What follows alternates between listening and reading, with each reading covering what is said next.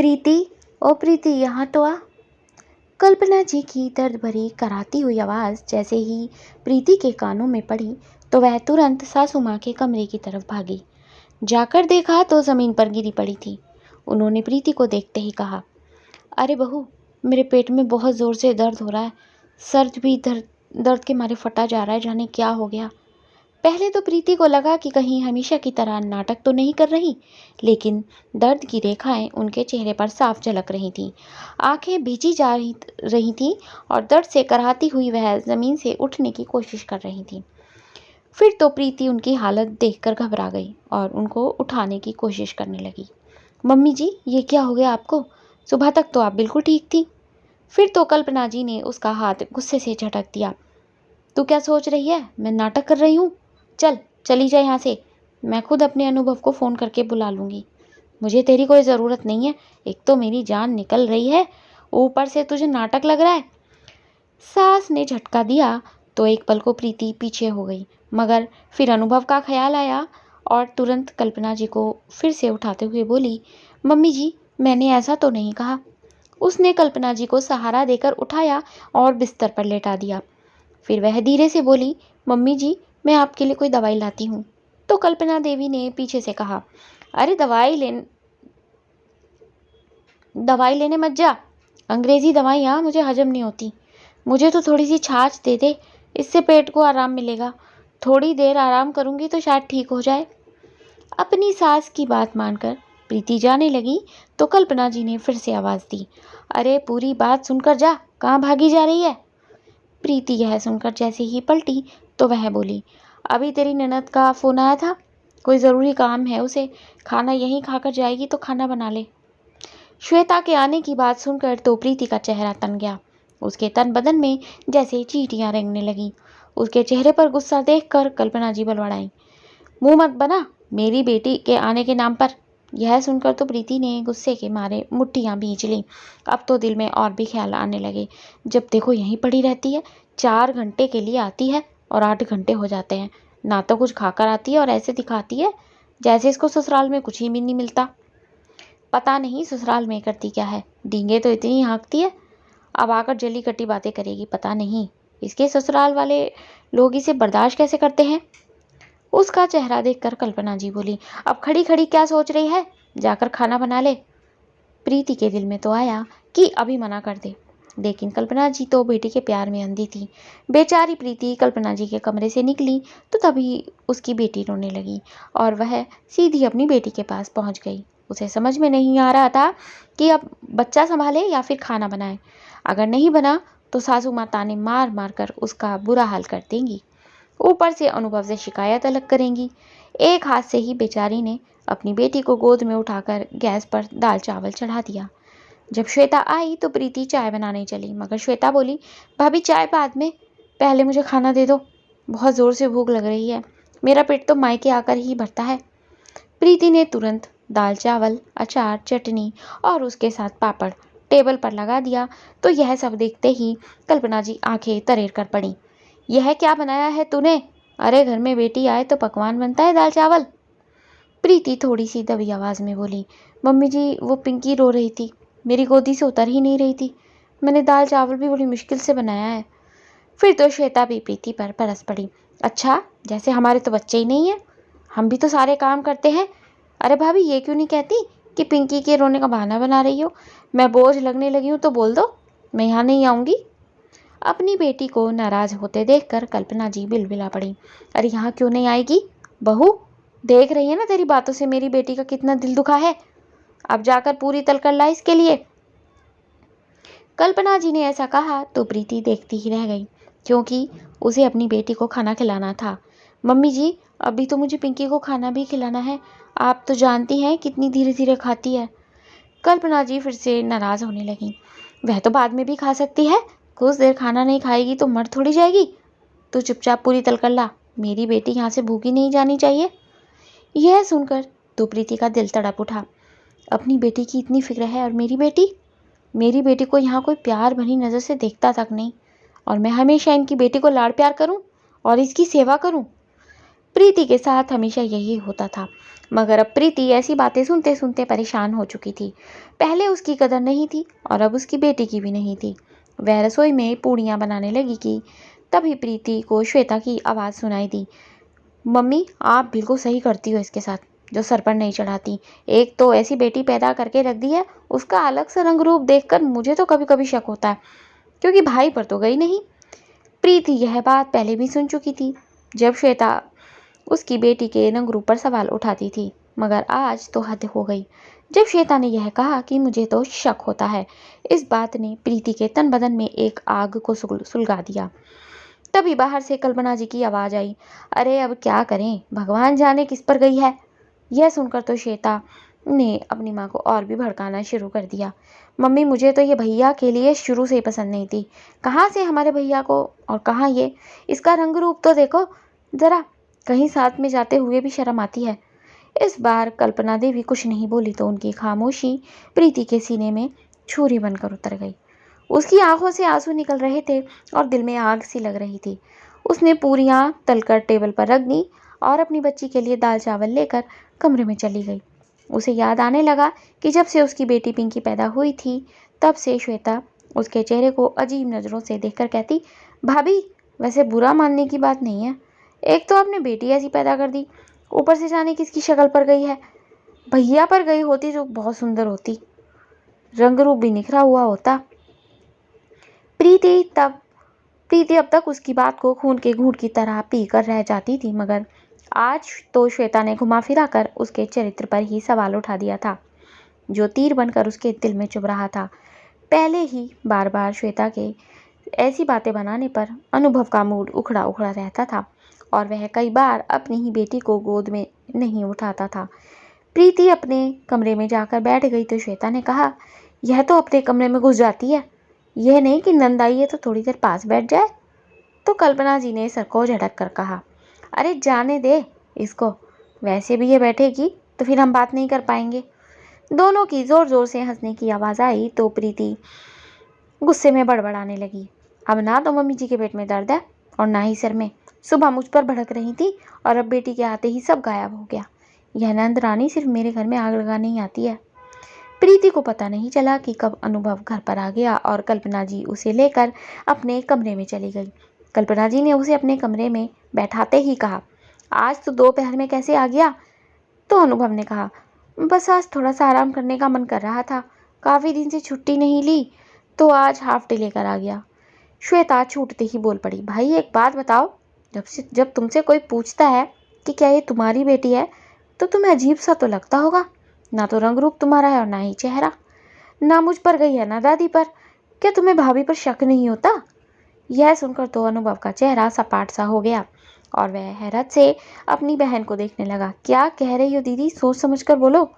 तो श्वेता पलट कर बोली, अरे सोच समझ कर ही बोल रही हूँ, अरे आज मैं इसीलिए तो आई हूँ क्योंकि जब से ये पैदा हुई है जब से मुझे यही खटक रहा है, अगर हम इसका डीएनए टेस्ट करवा ले तो। यह सुनते ही अनुभव उठकर खड़ा हो गया। कैसी बातें कर रही हो दीदी, प्रीति ने सुन लिया तो हंगामा हो जाएगा। ठीक है, वह मुझसे अलग लगती है मगर ऐसा कैसे सोच सकते हैं। तो श्वेता ने कहा कि एक बार सोच ले। अनुभव खामोश खड़ा रह गया। तभी प्रीति ने कहा कि अच्छा मैं चलती हूँ, मेरे बच्चे स्कूल से आ गए होंगे। श्वेता के जाते ही अनुभव अपने कमरे में पहुंचा तो प्रीति चौंक कर बोली, अरे आप कैसे आ गए ऑफिस से, आप बैठिए मैं आपके लिए पानी लाती हूँ। ऐसा कहकर प्रीति बिस्तर से उठकर पानी लेने के लिए बाहर गई तो ड्राइंग रूम में कल्पना जी को अकेले बैठे देखकर सोचा, तो आज चुपचाप ही चली गई, चलो अच्छा हुआ। सोच में पड़ा हुआ अनुभव चुपचाप बिस्तर पर बैठ गया। कभी वह अपनी बेटी के चेहरे को देख रहा था तो कभी सामने लगी ड्रेसिंग टेबल में खुद को देख रहा था। उसके दिल में शंका घर करती जा रही थी, लेकिन डर भी था, इसीलिए प्रीति से कुछ कह नहीं पा रहा था। प्रीति ने पानी लाकर अनुभव से पूछा, आज दीदी आई थी, आपको मिली थी क्या। ख्यालों में खोए अनुभव ने झट से सिर हिलाकर मना कर दिया तो प्रीति ने भी राहत की सांस ली। चलो अच्छा हुआ पहले ही चली गई, घर में आग लगाने की सेवा करती ही क्या है। श्वेता की कही बातों का असर यह हुआ था कि धीरे धीरे अनुभव खामोश रहने लगा। पहले तो बेटी से ही दूर रहने की कोशिश करता था और अब प्रीति से भी दूर रहने लगा। प्रीति को समझ में नहीं आ रहा था कि ये क्या हुआ। वह तो खुद ही अनुभव से बात करना चाहती थी कि श्वेता उस पर उंगली उठा रही है, मगर अनुभव उसे बात करने का मौका ही नहीं दे रहा था। रात को आता तो माँ के पास बैठ जाता और कमरे में जाते ही सो जाता। यह दूरी और खामोशी बढ़ती ही जा रही थी। अब प्रीति को लगने लगा था कि बहन तो कम थी ही नहीं, लगता है मम्मी जी भी अब अनुभव के कान भरने लगी हैं। पता नहीं अनुभव के दिल में क्या चल रहा है।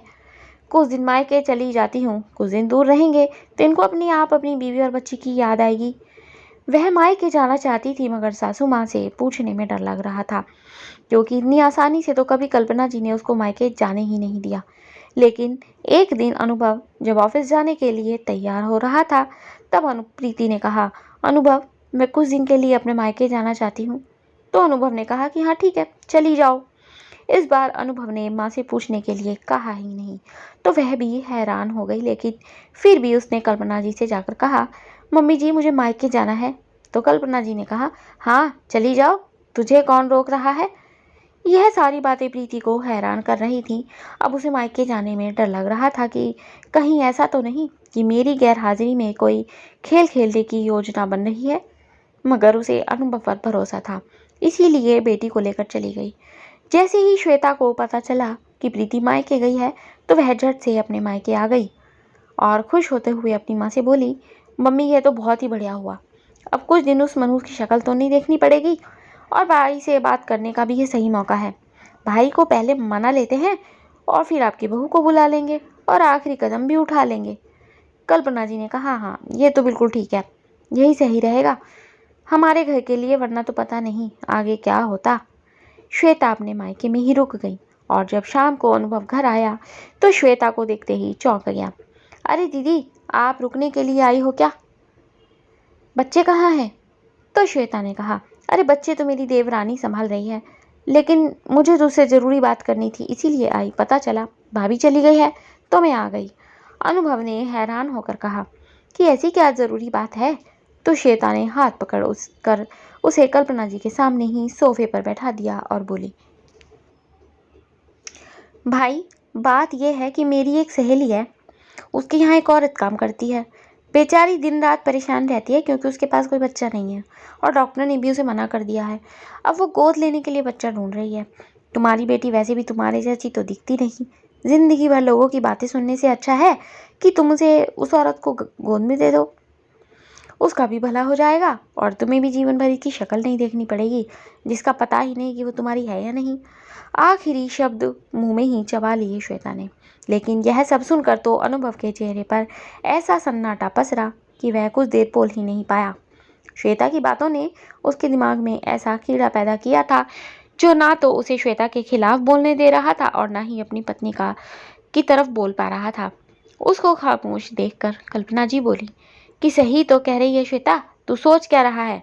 तू एक काम कर, अपनी महारानी से बात कर ले, बच्चा तो दूसरा भी पैदा हो जाएगा और क्या पता लड़का पैदा हो जाए, इसलिए इस काली कलूटी से मुंह मत रख। एक तरफ तो अनुभव सोचकर ही इस एक तरफ तो इस बारे में सोचकर ही अनुभव का दिल कांप रहा था। एक पल के लिए उसकी आंखें नम हो गई और उसने अपनी माँ से कहा, मम्मी इस बारे में बात कैसे करूँगा? तो कल्पना देवी आंख निकाल कर बोली, अरे बात क्यों नहीं कर सकता? तू उससे डरता है क्या? तू पति है, जो तू कहेगा उसे करना पड़ेगा। तभी श्वेता ने कहा, देखो भैया, सुबह तक जवाब दे दो और भाभी को भी कल बुला लो। किसी औरत को संतान मिल जाएगी और तुम्हारा पीछा इससे छूट जाएगा। अनुभव सर हिलाकर अपने कमरे में चला आया। इन बातों ने उसे झकझोर कर रख दिया था। वह अगले दिन ही प्रीति को लेने चला गया। एक दिन बाद जब अनुभव आया तो उसको अकेले देखकर कल्पना जी ने पूछा, अरे वो आई नहीं तेरे साथ? तो अनुभव ने कहा, नहीं वो कुछ दिन और रुकना चाहती है। तो श्वेता ने तपाक से कहा, लेकिन भैया ऐसे तो ये मौका हाथ से निकल जाएगा। उस औरत ने बच्चे की तस्वीर देखी तो बोल रही है कि ये तो बिल्कुल मेरे जैसी है और अब उसको यही बच्ची चाहिए। यह सुनकर तो अनुभव ने आंखें फाड़कर अपनी बहन को देखा और बोला, हाँ तो क्या हो गया? कुछ दिन रुक जाओ, पहले आने तो दो प्रीति को। अनुभव के चेहरे पर इतना तनाव देखकर श्वेता चुप हो गई। तो कल्पना जी बोली, अरे श्वेता कोई बात नहीं, अगर देर लग रही है, बेचारा पहले ही परेशान है। इस तरह से एक एक करके 11 दिन हो गए और कल्पना जी रोज अनुभव से सवाल करती रही कि प्रीति कब आएगी। श्वेता को भी अपने घर लौटना पड़ा, मगर बार बार अनुभव को फोन करके यही पूछ रही थी कि उस महारानी का इरादा कब है आने का। मायके जाकर ही बैठ गई और हमारा काम बीच में ही रह गया। अनुभव ने तसल्ली देकर कहा, अरे दीदी आ जाएगी। श्वेता और कल्पना जी खुश थीं कि अनुभव इसके लिए तैयार है। बस अब प्रीति के आने की देर थी। और फिर वह दिन आया जब प्रीति अपनी बेटी को लेकर वापस आ गई। श्वेता खबर लगते ही मायके आ गई और जब सब बैठकर चाय पी रहे थे तब श्वेता ने प्रीति से उस औरत के बारे में बात की जिसे बच्चा गोद चाहिए था। यह सुनकर प्रीति की आंखें चौड़ी हो गईं और वह हक्की बकी होकर उसको देखने लगी। तो श्वेता ने कहा, अरे ऐसे क्या देख रही हो, मेरे भाई के दिल से पूछो जरा क्या गुजर रही है उस पर। और वैसे भी भलाई का काम है, एक बच्चा दे दोगी तो क्या हो जाएगा, दूसरा भी तो पैदा हो जाता है। फिर तो प्रीति ने एक नज़र अनुभव को देखा तो अनुभव ने भी कहा, हाँ प्रीति दीदी की बात मान लो। फिर अचानक प्रीति मुस्कुराई और बोली, ठीक है दीदी, लेकिन सच बोलिए, आप मेरी बेटी को इसीलिए भेजना चाहती हैं ना क्योंकि आपको लगता है कि यह आपके भाई का खून नहीं है। तो श्वेता और कल्पना जी सक पका गए और श्वेता हकलाने लगी, हाँ हाँ तो क्या हुआ, मैं अपने भाई के बारे में ही तो सोच रही हूँ। शुक्र करो हम फिर भी तुम्हें अपना रहे हैं और केवल बेटी को बाहर भेज रहे हैं। अब तो प्रीति फट पड़ी, ठीक है मैं तैयार हूँ अपनी बेटी को गोद देने के लिए, मगर आप साबित कीजिए कि ये बेटी आपके भाई की नहीं है। मगर याद रखिए, अगर ये साबित हो गया कि ये बेटी आपके भाई की है तो आप इस घर में कभी कदम नहीं रखोगी। यह सुनकर श्वेता ने तिरछी नजरों से अनुभव को देखा जो हाथ बांधकर खामोशी से बैठा हुआ था। बकवास मत करो भाभी, अरे साबित क्या करना, रंग रूप और शक्ल में कहीं मेरे भाई से मेल नहीं खाती है लड़की। और अगर इतनी अकड़ है तो करवा लो डीएनए टेस्ट। क्यों भाई, मैं ठीक कह रही हूँ ना, क्योंकि बात अब। फिर तो प्रीति ने कहा, ठीक है क्योंकि अब तो बात मेरे चरित्र पर आ रही है तो आप ले आइए ऐसा सबूत जो मुझे चरित्रहीन साबित कर सके। लेकिन मेरे पास सबूत है कि मैं चरित्रहीन नहीं हूँ। अब तो कल्पना जी बोली, बहू ज़्यादा बहस मत कर वरना तेरे मायके वालों को बुलाकर पंचायत होगी यहाँ। तो प्रीति ने भी उनकी आंखों में आंखें डालकर जोर से कहा, कर लीजिए पंचायत, सोच लीजिए कहीं पंचायत आप पर भारी ना पड़ जाए। प्रीति को इस तरह जवाब पर जवाब देते देखकर श्वेता चिल्लाई, बहुत हो गया तुम्हारा भाभी, साफ सुन लो, हम इस लड़की को नहीं रख सकते। फिर तो प्रीति कमरे में गई और अपने बैग से एक कागज़ निकाल कर लाई जो श्वेता की तरफ उछाल दिया।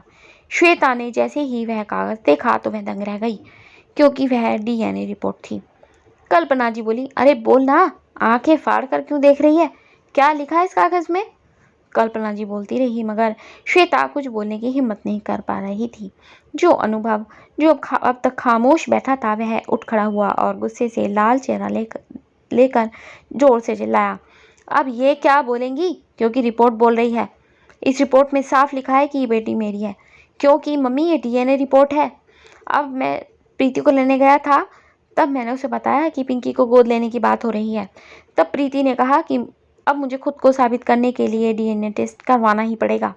मुझे प्रीति पर कभी शक नहीं था, मगर मेरी बच्ची को लेकर आपने जो मेरे दिमाग में जहर भरा था ना, उसके कारण मैं तैयार हो गया था और रिपोर्ट आपके सामने है। जब से रिपोर्ट आई है मैं प्रीति के सामने बोलने लायक नहीं रहा। अब तो दोनों माँ बेटी की हालत काटो तो खून नहीं जैसी हो रही थी। फिर तो प्रीति फट पड़ी, आप लोगों ने क्या सोचा था कि मुझे चरित्रहीन साबित कर दोगे और मेरी बेटी को उठाकर फेंक दोगे, लेकिन तुम्हारी गंदी सोच पर मेरी ममता भारी पड़ गई। आखिर तुम लोग मेरे और पिंकी के बारे में ऐसा सोच भी कैसे सकते थे। श्वेता दीदी आखिर कितनी जलन रखती हो मुझसे।